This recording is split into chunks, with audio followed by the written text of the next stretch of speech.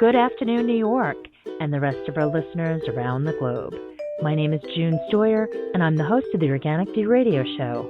Our podcast is available on iTunes, Zune, and you can also visit our website at www.theorganicview.com. If you'd like to be on the show or would like to find out about sponsorship opportunities, please contact us at questions@theorganicview.com. Today's show is sponsored by Eden Foods, the most trusted name in certified organic clean food. When you shop online at EdenFoods.com, enter the coupon code ORGVIEW to receive 20% off any regularly priced items, excluding cases. For other promotional offers, please visit theorganicview.com's website. And don't forget to check out our contest section. On today's show, Tom and I have two very important topics, and hopefully we'll have time to discuss a few others. The first is news regarding the impact of pesticide use in children in Kern County, California. And the second is why EPA removed a report about glyphosate. First, I'd like to welcome to the show my co-host, Colorado beekeeper Tom Theobald. Hello, Tom. Hello, June. How are things in I almost said Colorado. I almost said California. How are things going in Colorado? Well, it's been a busy period. We've had a wonderful dandelion bloom, and it'll be coming to a close, in another week or 10 days. It doesn't mean that there won't be any dandelions, but that spring flush of bloom will be past, and the bees have capitalized on it very nicely. So we're off to a good start, I think. Thanks, Tom. The first topic is in regards to a report that was put out by Pesticide Action Network in regards to the use of pesticides and the impact on children in Kern County, California. This is something that is no surprise to us, but has been a very big eye-opener for many people, especially for residents of that area. This is an old story, and as I read this, I was thinking about conversations that I had and documents that were exchanged between myself and Dr. Bill Wilson. Dr. Wilson was the director of the ARSB lab in Laramie, Wyoming at the time, and they specialized on pesticide issues. They were very active during the years that we had so many problems with encapsulated parathion, PenCap-M.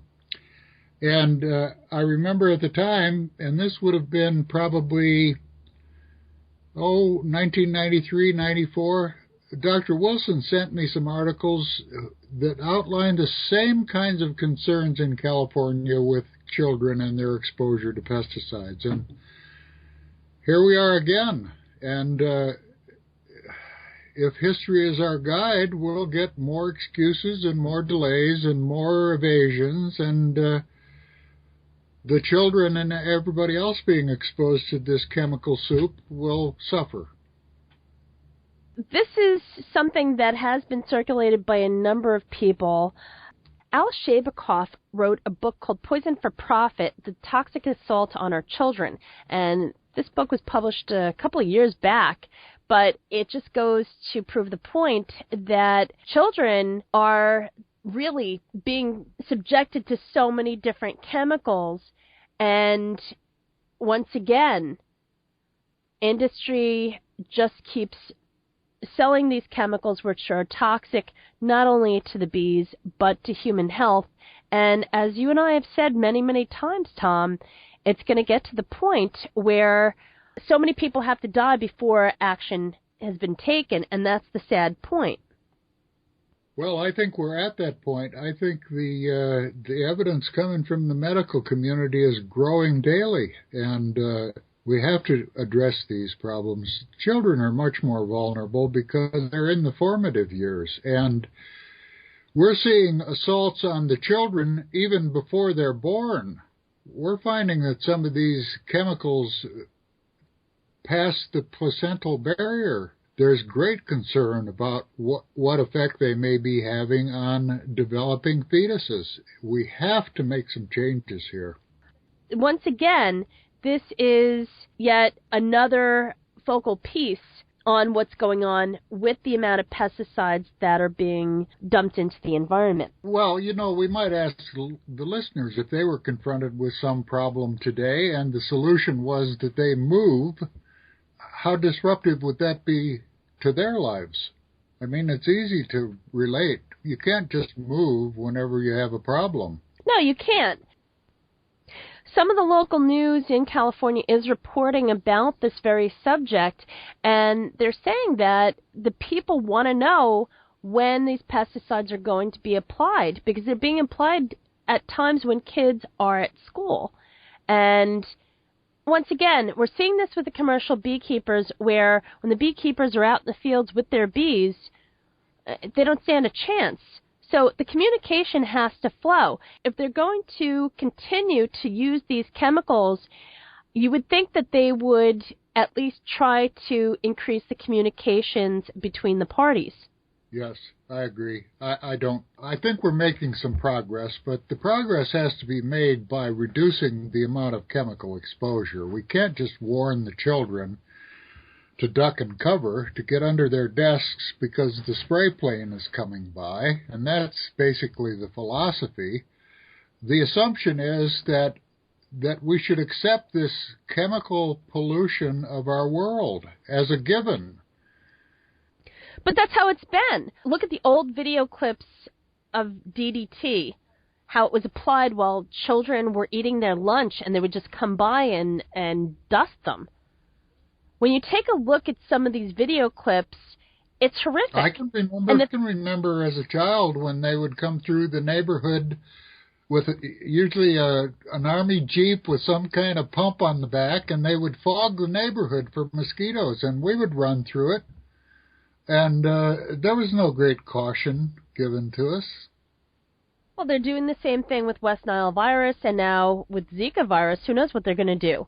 And actually, there have been some issues where hobbyist beekeepers are concerned that neighbors that are rightfully concerned about Zika virus are spraying at any given moment, and they have no defense as far as to be able to do anything to protect their hives.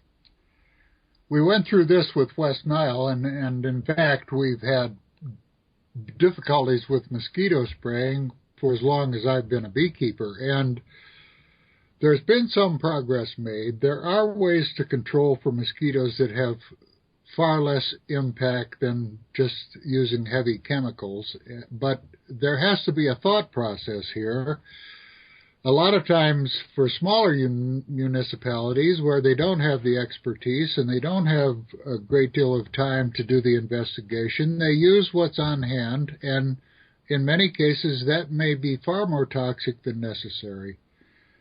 There are ways to control the mosquitoes that can reduce the impact on the bees, but the beekeepers and the citizens have to be active in the discussions before the spraying commences. And that's not the case. It's not the case when they do any spraying. Well, we bear some responsibility here because the beekeepers may not know of the problem or complain about the problem until their bees are dead. And it's already a year too late. They should have been involved in the decision-making a year before that ever happened. Well, what we want is more communication. If they are going to subject people to these chemicals, people need to know what their rights are, and people also need to know, okay, well, what can we do? I know for people that are very concerned about their children playing on playgrounds or different properties where these pesticides are being used, the parents should know. And they're not being informed, and that's the bottom line. Mm-hmm. But we've been asking for this communication for how many years now? Long, long time. My lifetime. The next topic is a little disturbing. According to Reuters, in an article that's dated Monday, May 2nd, EPA takes offline report that says glyphosate not likely carcinogenic. Wow, that is really something. What do you think's going on here, Tom? It's interesting. These are very serious subjects, but you can't help but have the vision of the EPA running around bumping into themselves. Among other things, this is an embarrassment. They last Friday they published a report marked final that's concluded that glyphosate was not implicated in cancer. Well, by Monday morning, they were receiving criticism for their position, which is contrary to the World Health Organization and the extensive research that they've done on the connection between glyphosate and cancer. So Monday they began to get criticism that they'd relied totally on information supplied by Monsanto, which is the manufacturer of glyphosate. By Monday afternoon, they pulled their paper, and they not only pulled that paper, but they pulled 13 other papers as well, among which were 3 summaries of meetings that they had last year with Monsanto executives, EPA and Monsanto. They pulled that. I don't know what it said. Early risk assessments on glyphosate on milkweed, which is implicated in the monarch declines, and a report that discussed label changes on some of Monsanto's products. This is really an embarrassment. We have an agency here that I don't know what to say. I don't know what to say. Well, it's just interesting. Well, Tom, if you think about what just happened in not only Germany, but in France. In Germany, what was it? The 99% of the entire population in Germany has glyphosate in their blood. Yes. We talked about that a couple of weeks ago. It is an embarrassment because the thing is that the EPA should be on top of all these things, and they're not. Well, we have an agency that's assigned to deal with monumental societal issues, and it looks like we're getting the Keystone Cops. I mean, it's if it weren't so serious, it would be comical. Well, I think what is more disturbing is the fact that the people in this country have spoken up time and time again about the fact that they don't want these pesticides. They don't want the GMOs. They don't want all of these products that are being forced upon them, and yet the agency that has been assigned to protect the people and the environment is once again asleep at the helm. We've said it time and time again. What are they doing?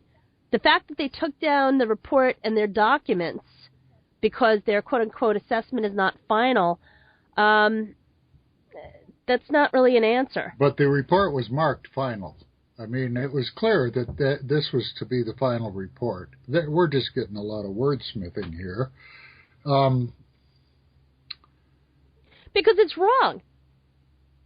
The people don't have a voice here. We're all under the misassumption that we have an agency that operates properly, and all we have to do is enlighten them, and they'll see the light, and they will change their decisions and change their conduct. That's not the case. They are, at least in the pesticide arena, and I can't speak to other aspects of the EPA's responsibilities, but at least in the pesticide arena, they appear to be under complete control of the industries that they're supposed to be overseeing. The people have no voice here, and the sooner they recognize that and respond accordingly, the sooner we'll see some changes in agencies like the EPA. I guess the next question that we should have for the EPA is for them to define the word final.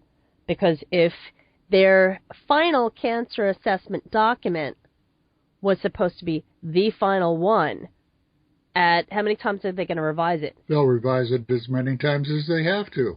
We'll get the runaround indefinitely if they can get away with it. These products are still being marketed. the longer they can keep all these balls in the air and these controversies going while these products are continued to be marketed is to the benefit of the chemical industry. The EPA simply is not doing its job. But I think the legitimate question is, who's in charge here? Who's overseeing the EPA? Who's calling the EPA to account? Where is Congress? This is a gross mismanagement of a very essential part of a healthy society. Where is Congress? That's a very good question, but unfortunately Congress is nowhere to be found as usual. On a more local note, in Colorado you have some interesting stuff going on. We've gone through a bloodletting over genetically modified crops and whether or not they should be allowed on citizen-owned land.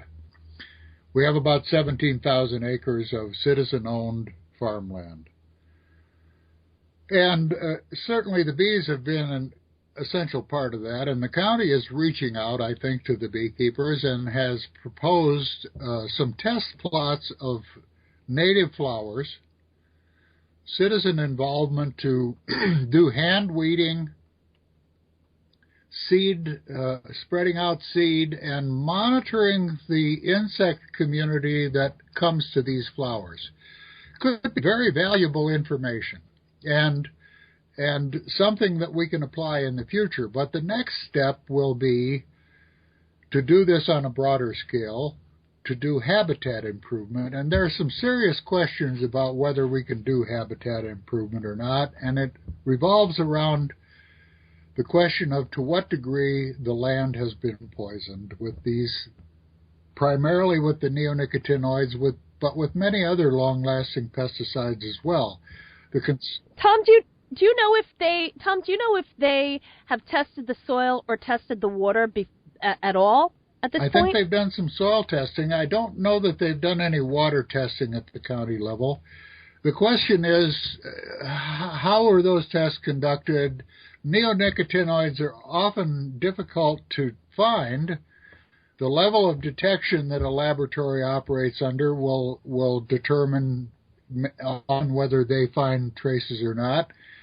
And with the neonicotinoids in particular, it appears that there's no safe dose. So even if the levels are below the general level of detection, we could be creating a greater hazard with habitat improvement if we don't know what we're dealing with.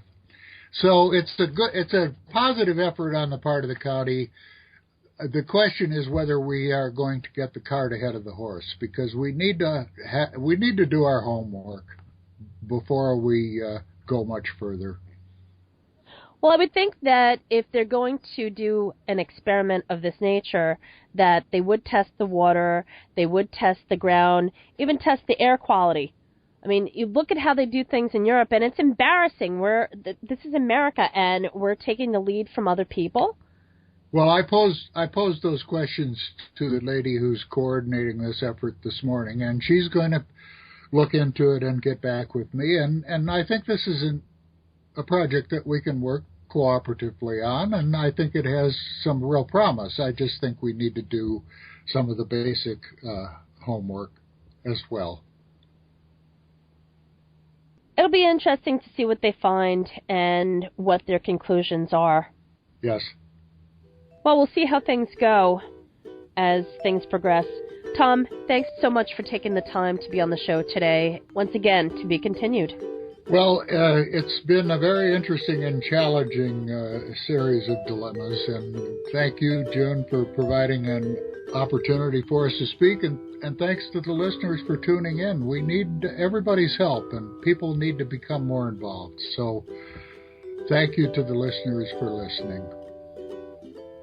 Folks, if you haven't subscribed to our YouTube channel, please visit us on YouTube at The Organic View. Just Google The Organic View, and please subscribe to the YouTube channel. We often put out stuff that we don't air on the radio show, and we have a number of other interviews that are out there as well.